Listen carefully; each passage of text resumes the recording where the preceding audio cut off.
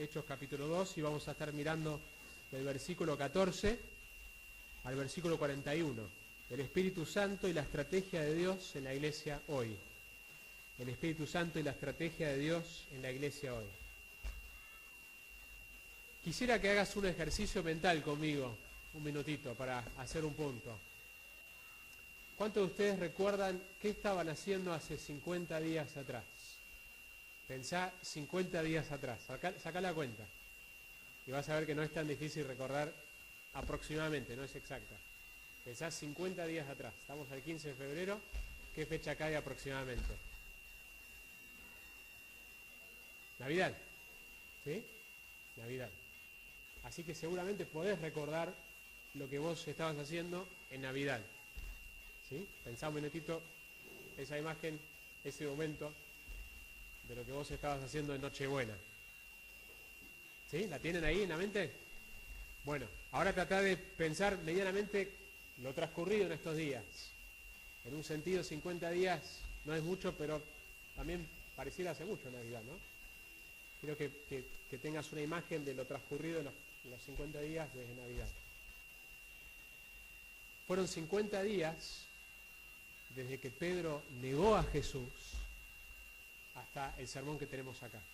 Mirá conmigo, si querés sostener tu lugar ahí en Hechos, y para recordar lo que había pasado tan solo 50 días atrás de la predicación, vamos a mirar hoy la predicación de Pedro, su primer predicación y quizás la mejor predicación de Pedro, y cómo Dios usó esta predicación para que 3.000 personas aproximadamente reciban al Señor. Tan solo 50 días atrás Él estaba negando al Señor. El mismo periodo que vos visualizaste en tu mente desde la Navidad hasta hoy, ese es el periodo de tiempo que ha pasado en la vida de Pedro, desde que él niega 3 veces al Señor. La referencia brevemente está en Mateo, en el capítulo 26.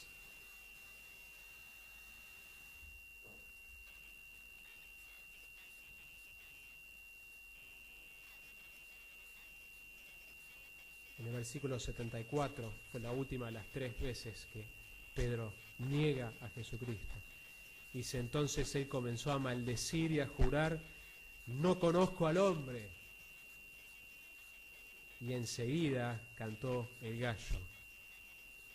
Entonces Pedro se acordó de las palabras de Jesús que le había dicho, antes que el gallo cante, me negarás 3 veces. Y saliendo afuera, lloró amargamente. Solo 50 días había pasado, vamos a llegar al pasaje de hoy.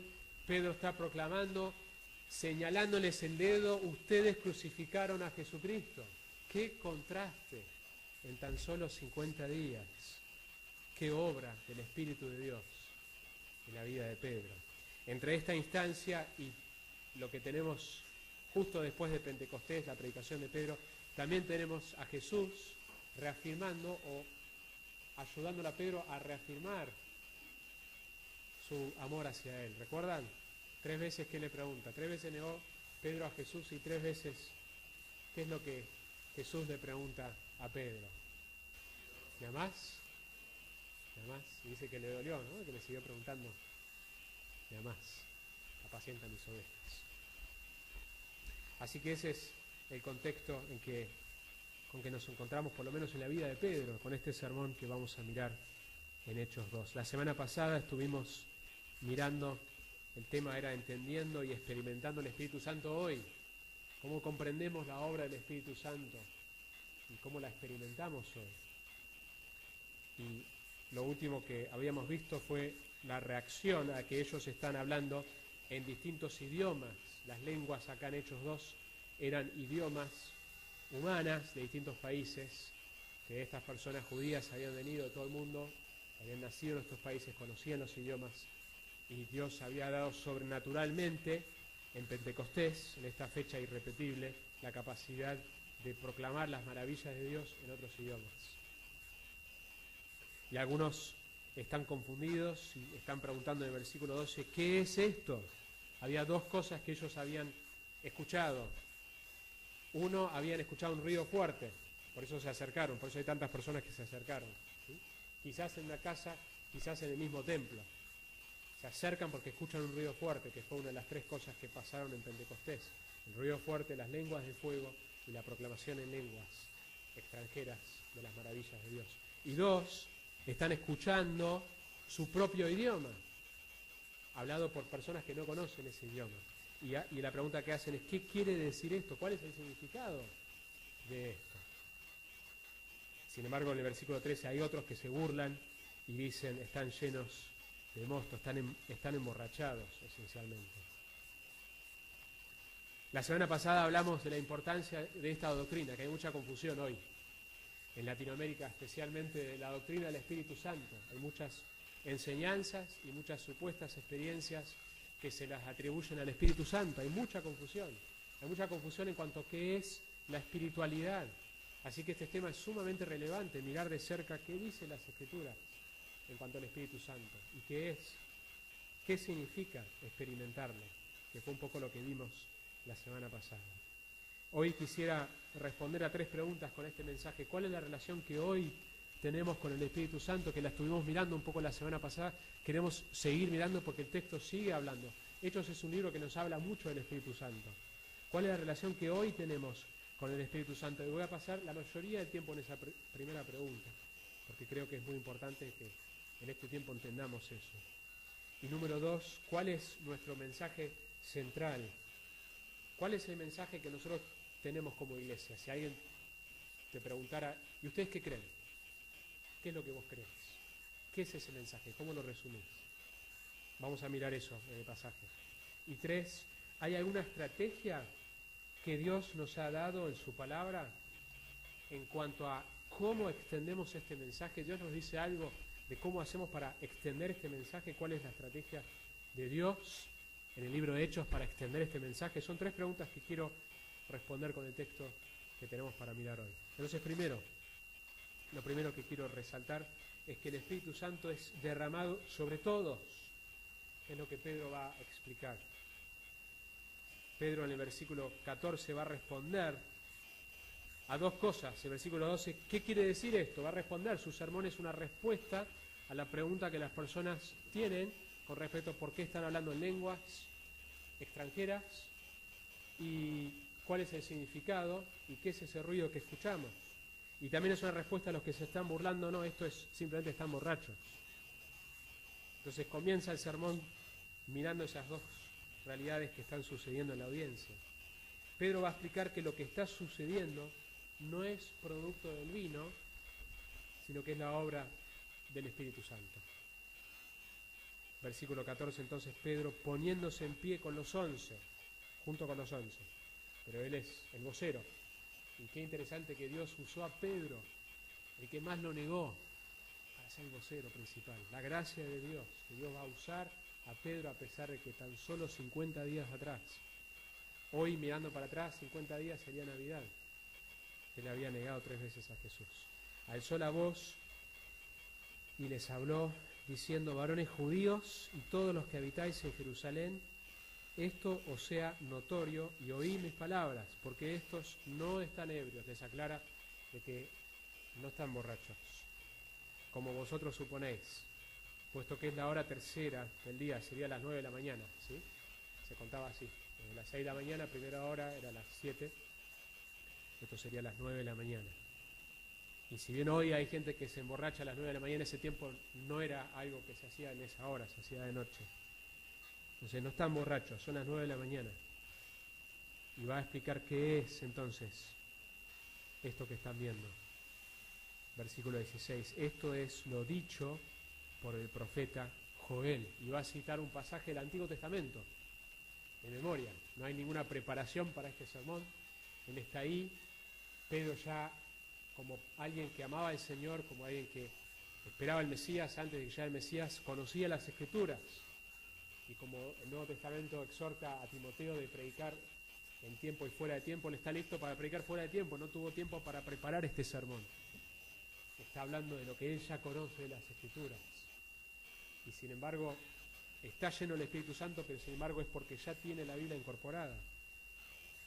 Conoce de memoria este pasaje. Y cita, y dice: en los posteros días, dice Dios, derramaré de mi espíritu sobre toda carne, y vuestros hijos y vuestras hijas profetizarán, y vuestros jóvenes verán visiones, y vuestros ancianos soñarán sueños. Y de cierto sobre mis siervos y sobre mis siervas en aquellos días derramaré de mi espíritu y profetizarán, y daré prodigios arriba en el cielo y señales abajo en la tierra, sangre y fuego y vapor de humo. El sol se convertirá en tinieblas y la luna en sangre antes que venga el día del Señor grande y manifiesto, y todo aquel que invocare el nombre del Señor será salvo. Y termina la cita. Pregunta, no para que lo respondan, pero para que lo vayan pensando. ¿Estas cosas sucedieron en el día en que Pedro predica este sermón? Piénsenlo. Hay mucho debate sobre este pasaje. Hay mucha confusión sobre este pasaje. Hay quienes dirían, acá está la evidencia de que nosotros debemos hoy experimentar visiones y todo lo que describe acá deberíamos anhelar que esto sea manifiesto hoy. El mejor lugar para poder entender un pasaje que está citado en el Nuevo Testamento es mirarlo primero en su contexto original. Entonces necesitamos mirar para atrás y ver qué es lo que Joel quiso decir a su audiencia original para entonces entender cómo Pedro está usando este pasaje. Porque no siempre los autores del Nuevo Testamento citaban un pasaje para decir que se estaba cumpliendo. A veces simplemente estaban haciendo una comparación de lo que está pasando en ese día. Entonces mirá para atrás conmigo al capítulo 2 de Joel, que es el lugar donde Pedro cita este pasaje. Joel es uno de esos libros que si sos de marcar tu Biblia, quizás está menos marcada esa parte de tu Biblia. Es un libro chiquitito de los profetas menores, en la sección del Antiguo Testamento hacia el final. Así que si estás luchando en encontrarlo, podés usar el índice de tu Biblia. Queda después de Oseas. Joel, capítulo 2.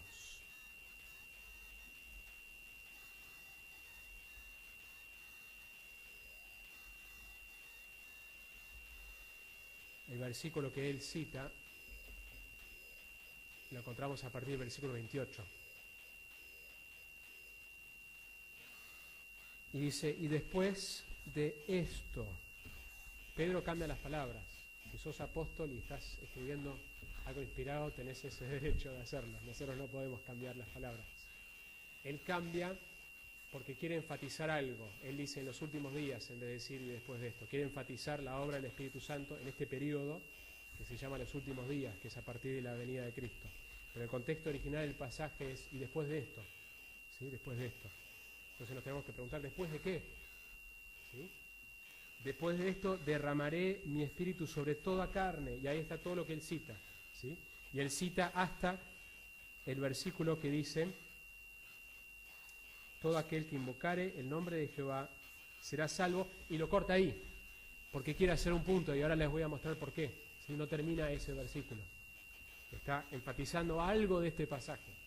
Antes de que podamos entender qué es lo que Pedro está enfatizando, tenemos que entender qué fue lo que Joel dijo en este contexto original. Joel está hablando en un contexto de juicio, el juicio descrito en forma de langostas que iban a invadir, y vez tras vez hay una exhortación al arrepentimiento porque se viene el juicio para la nación de Israel específicamente.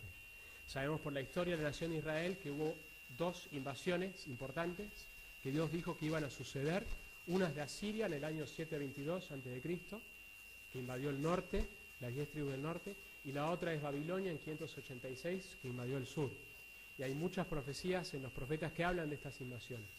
Desde esa fecha Israel quedó fuera de su tierra y quedó esparcida, y hasta el día que Jesús llega no han tenido su propio rey. El próximo rey va a ser justamente el rey Mesías, el rey Jesús, que va a reinar literalmente en Jerusalén.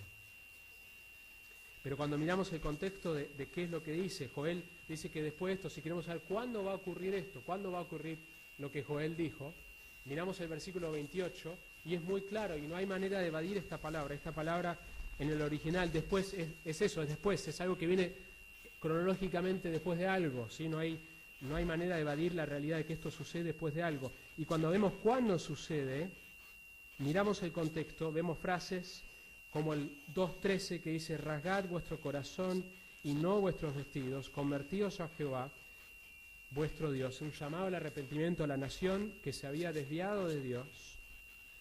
Y a través de todo este llamado al arrepentimiento, el anuncio del juicio, también hay una descripción de que Dios va a hacer algo que nunca ha hecho todavía para la nación de Israel. Versículo 25, mirá en Joel 2. Dice: y os restituiré los años que comió la oruga, el saltón, el revoltón y la langosta. Las imágenes de juicio que Dios había usado en Joel. Quizás hubo también una invasión literal de estos bichos, que también representaban la invasión de naciones. El cual hizo maravillas con vosotros. Y esto es lo que dice: y nunca jamás será mi pueblo avergonzado.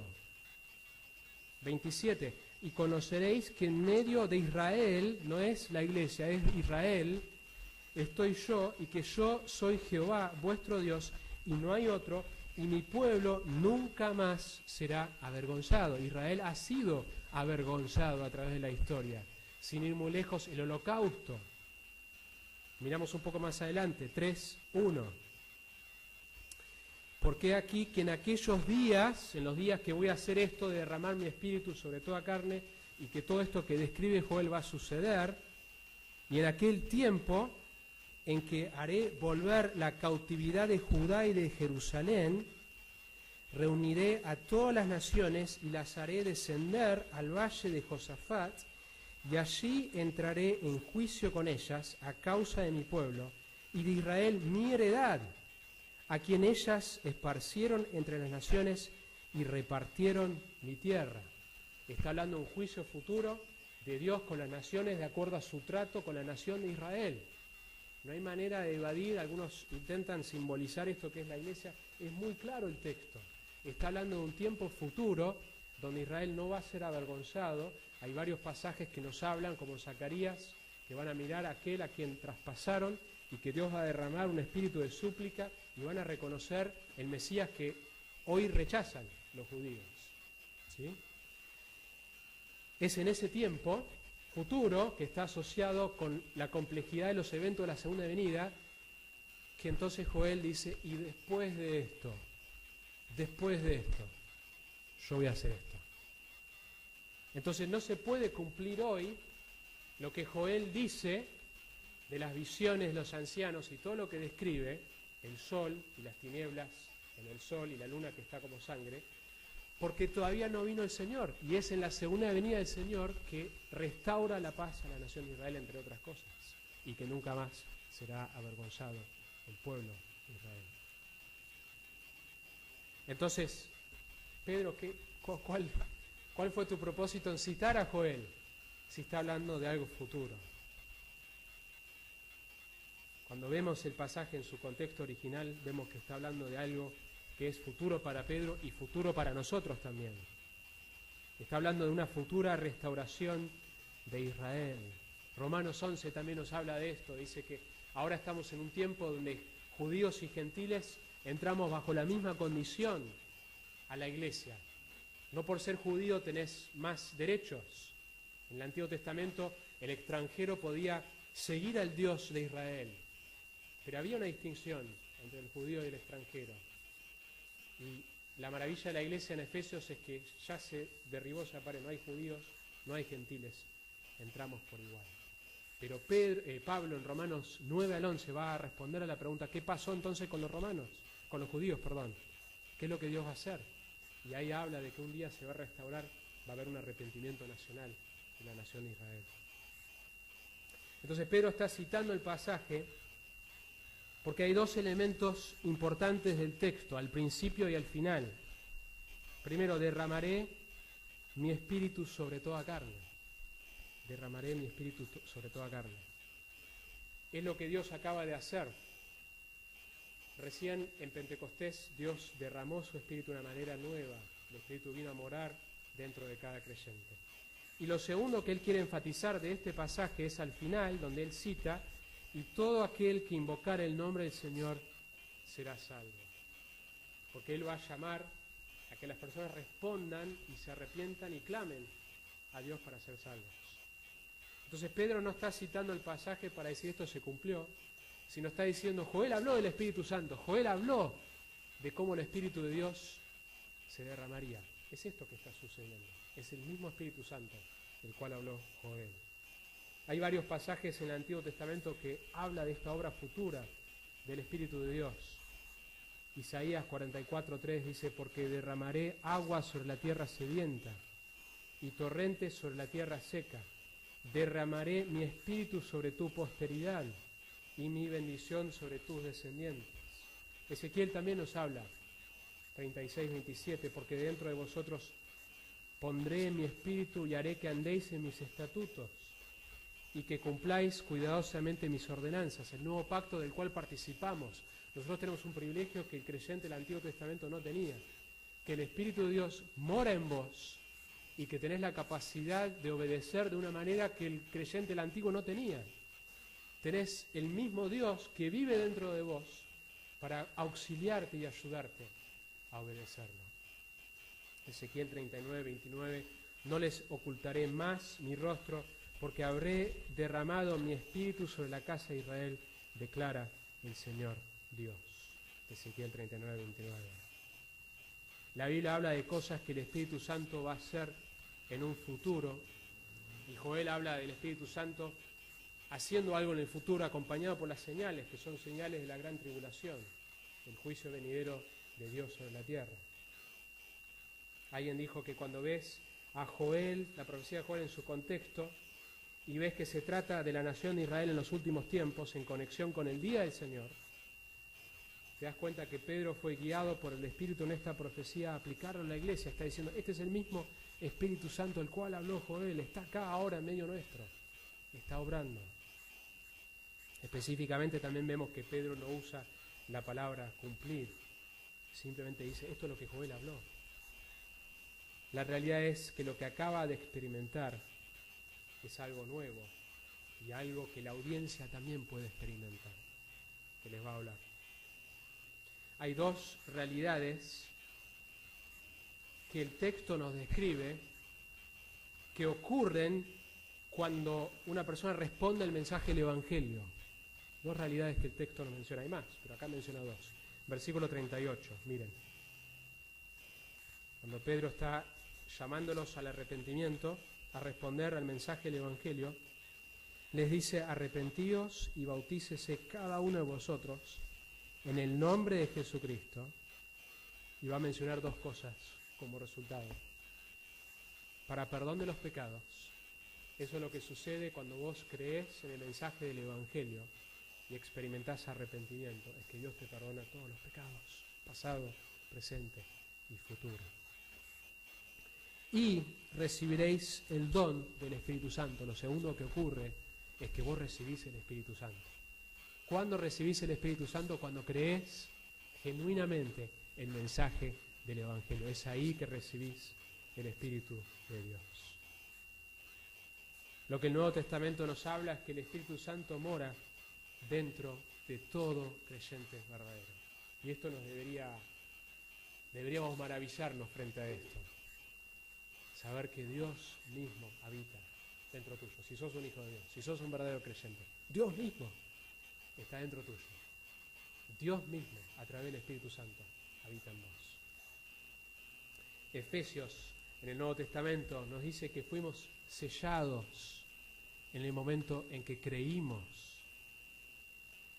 En él también vosotros, habiendo oído la palabra de la verdad, el evangelio de vuestra salvación, y habiendo creído en él, fuiste sellados, la idea de algo permanente. Si vos creíste en el evangelio, es permanente, el Espíritu Santo no se va a ir. Vino a morar dentro tuyo y vino a morar de manera permanente. Efesios sigue y dice, el Espíritu Santo de la promesa, que es el arras de nuestra herencia. La manera que vos sabés, una de las maneras que vos sabés dónde vas a ir cuando te morís, es por el Espíritu de Dios que testifica dentro de tu corazón. Vos sos mi hijo. Hay algo dentro tuyo por la obra del Espíritu de Dios que vos clamás, Abba, Padre, mi papá. El Espíritu testifica que Jesús es real y que la Biblia es real y que sos de Él.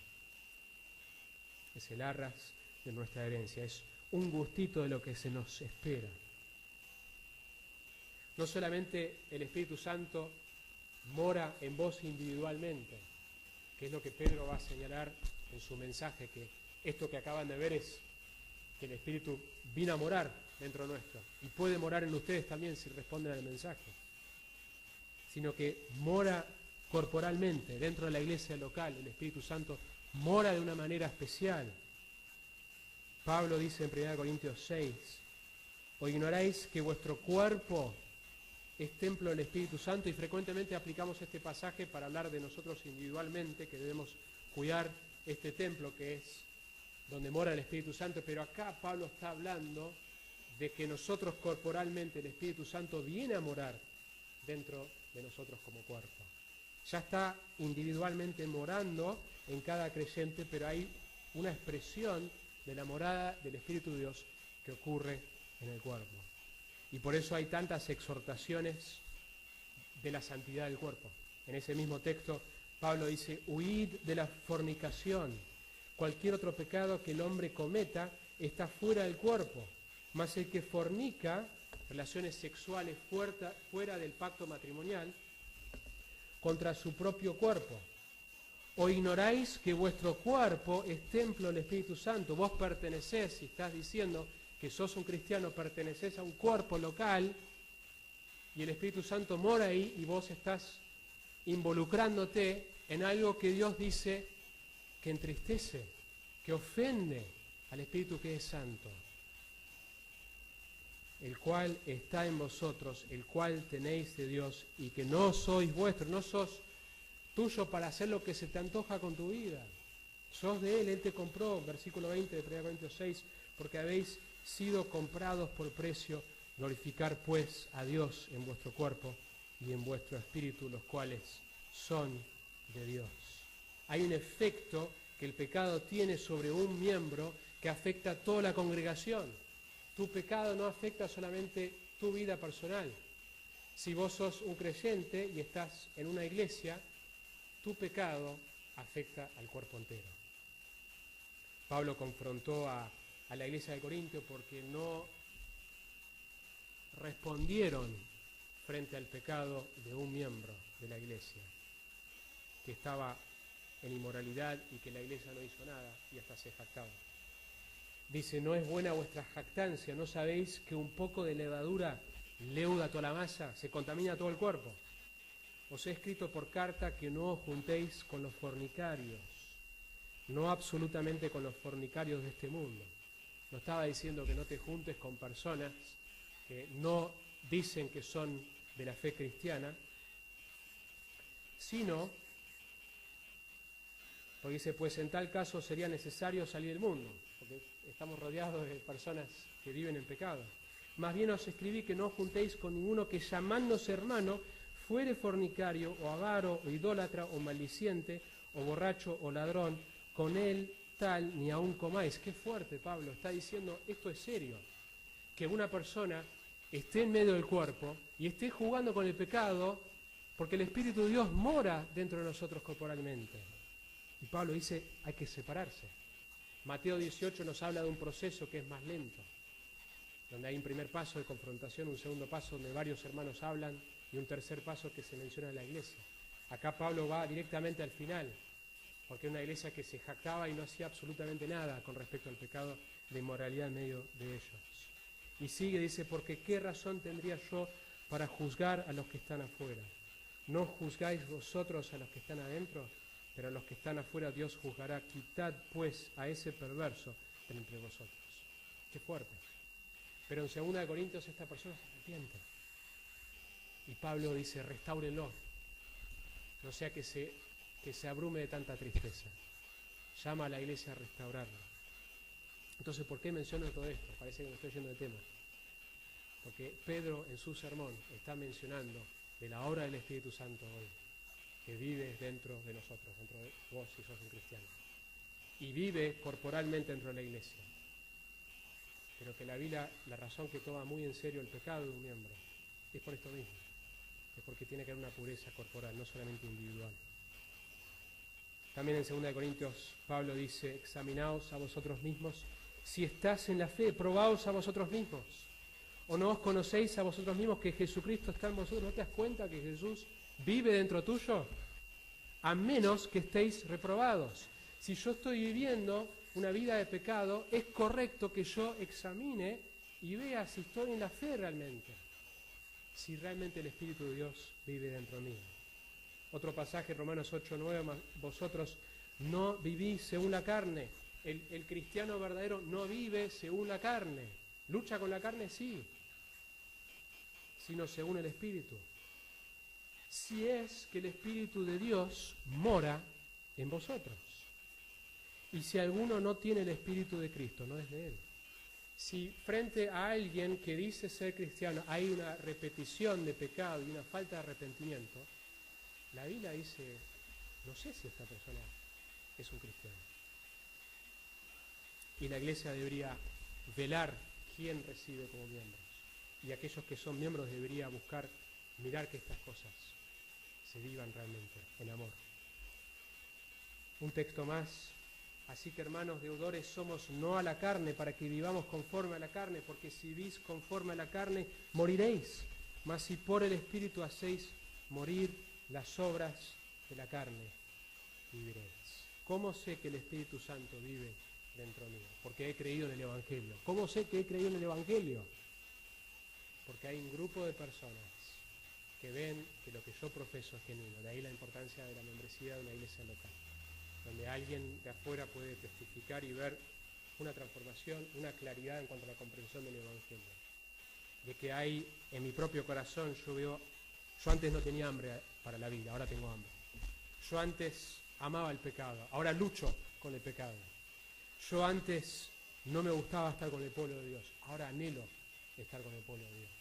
Si esas cosas no están, debería evaluar y examinarme para ver si realmente he creído en el Evangelio. Pero si he creído en el Evangelio y si esa creencia es evidenciada por estas cosas, el Espíritu de Dios vive en vos. Su morada está dentro de tuyo para ayudarte a pelear con el pecado, para ayudarte a crecer en tu relación con Dios. Entonces el primer punto es que el Espíritu Santo es derramado sobre todos en este tiempo. De que en el momento que creemos viene a morar dentro tuyo el Espíritu de Dios. Número 2. Tenemos un mensaje claro, centrado en la persona y la obra de Jesús. En el versículo 22, después de explicarles esto que ellos observaron que era, dice, varones israelitas, oíd estas palabras. Y va a hablar de la obra de Jesús, de su persona y su obra. Va a mencionar, dice Jesús Nazareno, varón aprobado por Dios entre vosotros, y va a mencionar 3 cosas, maravillas, la palabra dunamis, que tiene que ver con poder, que son milagros, prodigios, son acciones divinas en la tierra que muestran el poder de Dios, y señales. La palabra señal tiene el énfasis no sobre el milagro en sí, sino a qué señala. Entonces cuando Jesús resucita a Lázaro, dice, yo soy la resurrección. Cuando Jesús da vista al ciego, yo soy la luz del mundo. No es tanto el milagro, sino a qué está apuntando el milagro, la señal. Juan habla de las señales de Jesús.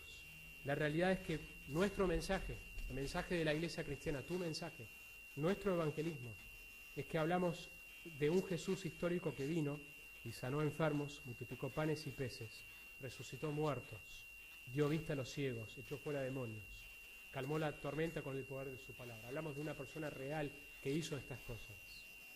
El texto sigue, versículo 23, dice, como vosotros mismos sabéis, esto ellos lo sabían, no había duda de que esto había sucedido. Versículo 23, a este entregado por el determinado consejo y anticipado conocimiento de Dios. Prendisteis y matasteis por manos de inicuos, crucificándole. Acá está Pedro Quizás en el mismo templo ustedes crucificaron a Jesús. Otro pasaje dice, ustedes crucificaron al autor de vida. Y están las dos cosas. La soberanía de Dios, esto fue por el plan predeterminado de Dios. Dios había determinado poner a su Hijo en la cruz, pero ustedes siguen siendo responsables por lo que hicieron. Menciona la muerte de Jesucristo, la crucifixión por medio del rechazo de los judíos, que era parte del plan de Dios. Ese es parte de nuestro mensaje. Proclamamos la muerte de Jesús. Menciona la resurrección de Jesús, el cual Dios levantó. Y no solamente menciona la resurrección, sino que va a citar otro texto del Antiguo Testamento.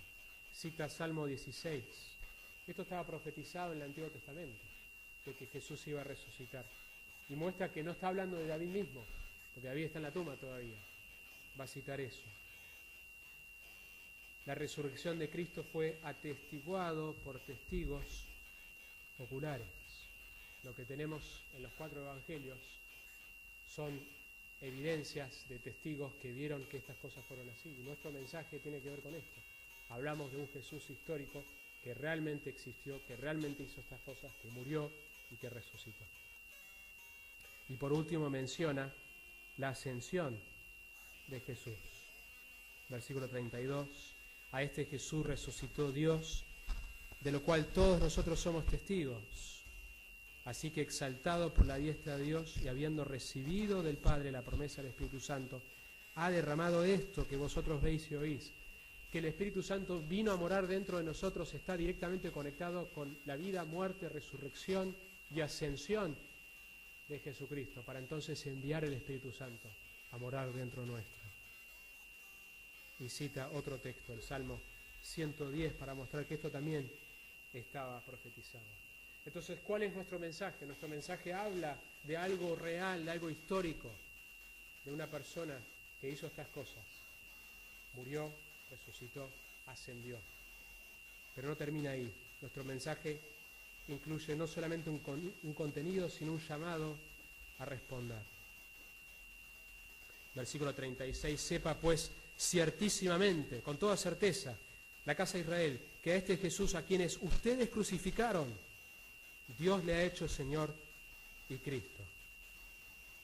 Versículo 37, al oír esto, se compungieron de corazón. La palabra compungido tiene la idea de algo que les penetró como una lanza, pero más profundo de su corazón, aparece solamente acá. Y hacen la pregunta, ¿qué haremos?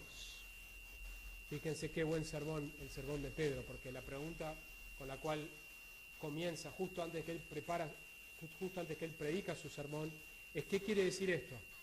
¿Sí? Están preguntando esto, ¿qué pasó? ¿Qué quiere decir? Y un sermón debería explicar el contenido, y es lo que Pedro hace. Pero después ellos hacen la pregunta, ¿qué haremos? Y un buen sermón también llama a hacer algo específico. Y acá lo vemos, el llamado al arrepentimiento. Versículo 38, arrepentíos y bautícese cada uno de vosotros. La palabra arrepentimiento es un cambio de mentalidad que resulta en un cambio del estilo de vida.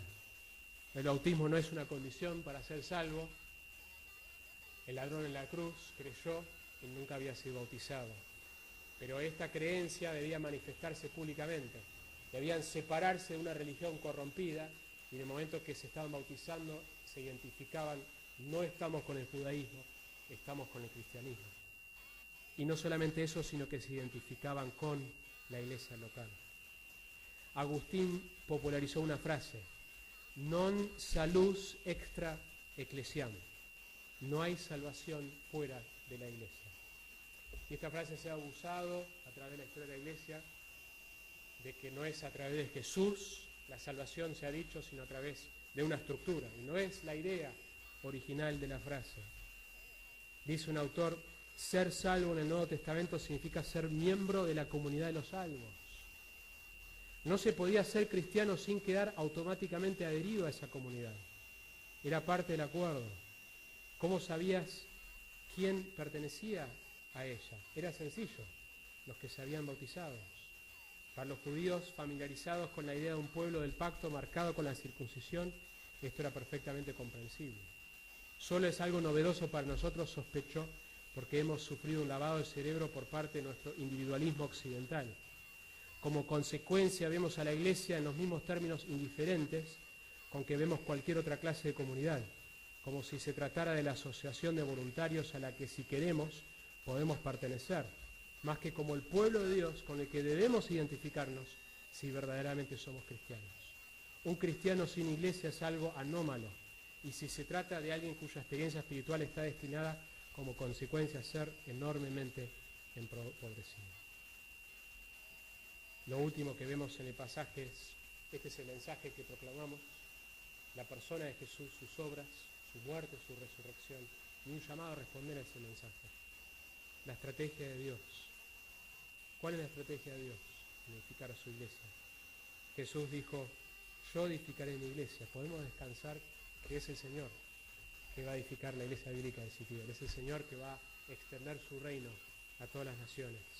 Pero a nosotros nos dijo: hagan discípulos de todas las naciones. Ese es el trabajo nuestro. Y también nos dijo: me seréis testigos en Jerusalén, Judea, Samaria, hasta el fin del mundo.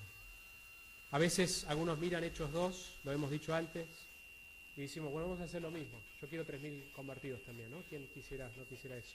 Entonces vamos a orar hasta que todos hablamos en lenguas, salimos a la plaza y vamos a predicar y esperar que 3.000 personas se conviertan. Bueno, hay un contexto muy particular acá, como dijimos la semana pasada. La audiencia, en el versículo 5 del texto, son judíos piadosos. Son personas que ya había un fundamento teológico, ya hay un interés en las cosas de Dios, hay una búsqueda producida por Dios mismo, simplemente no hay una comprensión todavía del Evangelio, hay un conocimiento de la Biblia. También en esta primera enorme conversión, en la homilética, en lo que es cómo predicar, hablamos de tener una buena introducción, algo que atrape la atención, muestre la necesidad y nos ubique en el contexto del pasaje. Miren la introducción que Dios le dio a Pedro. ¿Sí? ¿Qué les atrapó la atención? El ruido, las lenguas. Ya había algo espectacular que Dios estaba haciendo, que ellos estaban listos para... ¿Qué fue eso? También ya había una creencia en la autoridad de la Biblia. Pedro cita las Escrituras, no hay nadie que está cuestionando la autoridad de la Biblia. Entonces no podemos imitar exactamente en cualquier contexto lo que Pedro predicó y la manera que predicó acá. Ya lo vamos a estar estudiando en el libro de Hechos. Pedro predica distinto en Atenas, donde no hay una base de autoridad sobre las Escrituras. Sería como nosotros predicaríamos a la mayoría de las personas que no tienen un trasfondo evangélico. Pero hay una similitud de que tiene un trasfondo evangélico y no ha comprendido el Evangelio, y el judío que tiene un trasfondo de las Escrituras y no ha comprendido el Evangelio. También había una creencia en la realidad histórica de Jesús como alguien que obró milagrosamente, versículo 22, como vosotros mismos sabéis. Ya había esta creencia. El resultado fue que estaban compungidos de corazón y preguntando qué tenían que hacer. Dios estaba obrando en sus corazones. Termino con unas aplicaciones para nuestra congregación. Primero, si vos estás acá y vos estás jugando con el pecado y estás profesando ser un cristiano, la palabra de Dios, a través de lo que hemos visto, te llama al arrepentimiento. Si vos decís que sos de Él y el pecado es como un juego para vos, estás coqueteando con el pecado, la Biblia te exhorta a experimentar arrepentimiento genuino, a responder. ¿No te das cuenta que el Espíritu de Dios vive dentro de tuyo? Si sos de Él, realmente. Si este mensaje de la obra de Jesús es nuevo, hay un arrepentimiento inicial. El arrepentimiento tiene que ver simplemente con un cambio de mentalidad que resulta de un cambio de vida, darme cuenta que estaba equivocado en cuanto a quién soy, para qué estoy y cómo me relaciono con Dios. La exhortación de la palabra de Dios es hoy responder a su voz y experimentar el perdón que Dios te ofrece. Y tercero, si sos un cristiano y estás caminando con Dios, luchando con el pecado como todos nosotros, maravillate en la realidad de que el Espíritu de Dios vive en vos. No te olvides de eso. en tu lucha con el pecado, en tu lucha en pasar tiempo en las Escrituras. Necesitas alimentarte de la Biblia todos los días. Es ahí, a través de eso, que el Espíritu Santo obra. Cede a Él en tu diario vivir, a la obra del Espíritu Santo. Confesar rápidamente tu pecado para que los frutos del Espíritu se manifiesten. Recordá el mensaje central de nuestro Evangelio y saber que hay una estrategia de Dios.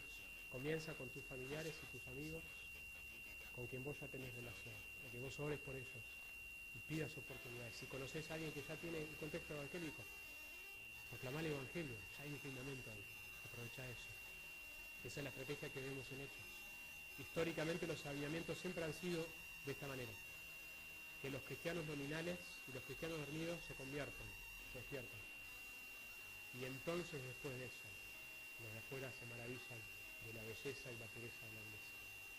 La iglesia evangélica en la Argentina necesita, en muchos casos, arrepentirse y convertirse, para entonces dar un verdadero testimonio al mundo de que este es el Evangelio de Cristo. Vamos a ver. Nos maravillamos de que vos no solamente enviaste a tu Hijo, sino que enviaste al Espíritu Santo a morar dentro de nosotros. Qué increíble, Señor. Ayúdanos a recordar eso en esta semana, en el nombre de Jesús. Amén.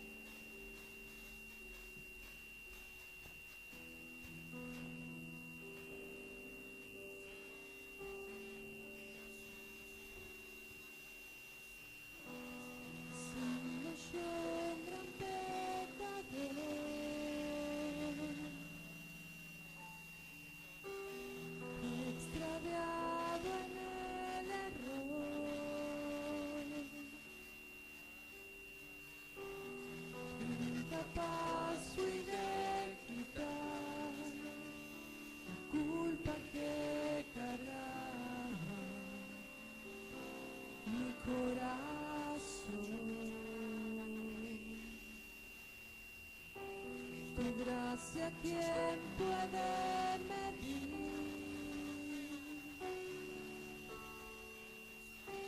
Tu amor no tiene un igual.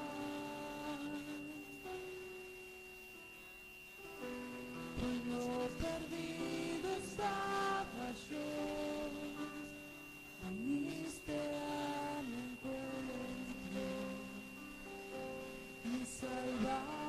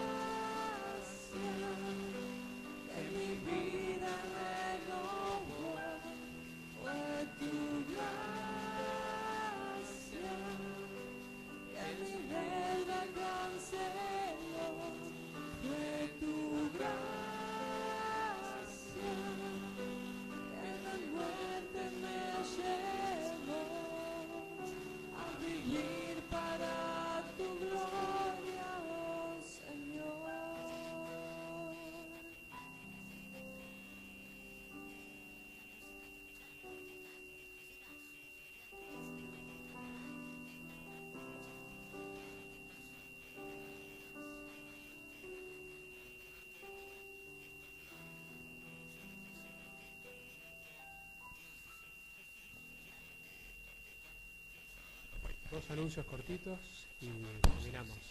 Maxi, ¿querés contarnos un poco qué va a suceder en menos de 2 semanas? Hola a todos. Quería comunicarles que el 28 de febrero me caso y que están todos invitados y que aquellos que nos pueden ayudar con una comida en la canasta vamos a estar muy agradecidos, y aquellos que no pueden están invitados igual, así que gracias.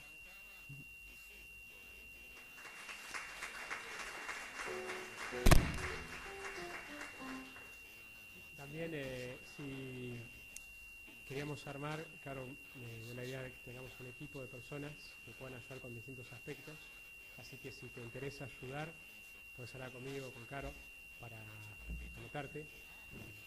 Cubrimos varias áreas que hay que cubrir para que ande bien la boda, ¿sí?